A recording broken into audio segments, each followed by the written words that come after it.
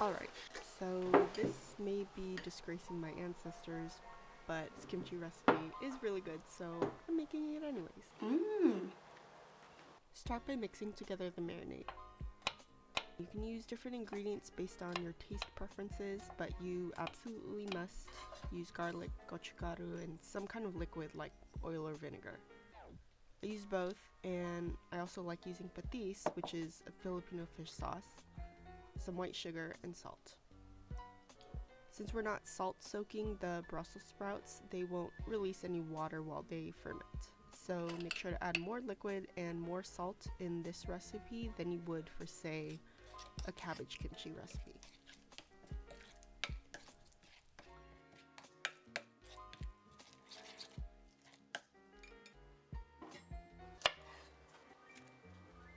When chopping the Brussels sprouts, keep in mind that the smaller they are, the quicker they will ferment.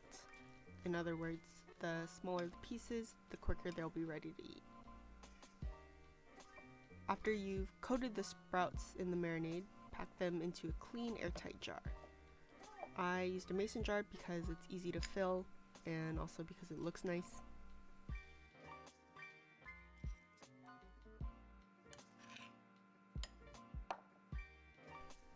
I definitely do not recommend trying to pack in the Brussels sprouts with a flimsy measuring spoon like I did.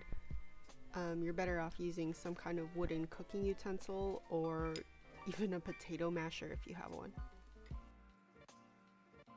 And don't worry, I made sure to get all that marinade out of the spoon and into the jar. Once everything's nice and tight, leave the jar in a cool, dry place for about a week. I also suggest labeling your jar with the fermentation start date.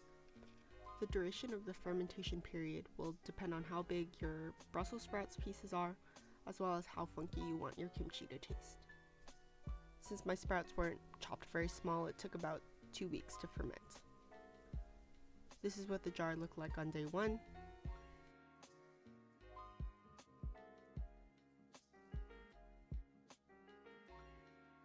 And this is what it looked like on day 4. Every couple of days, I opened the jar to taste it, and every time I did that, I also squished down the sprouts to concentrate the marinade. When the kimchi tastes just how you like it, it's ready to eat.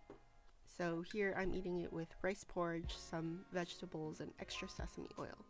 Remember to move your jar from your cool, dry fermenting place to the fridge to stop it from fermenting anymore.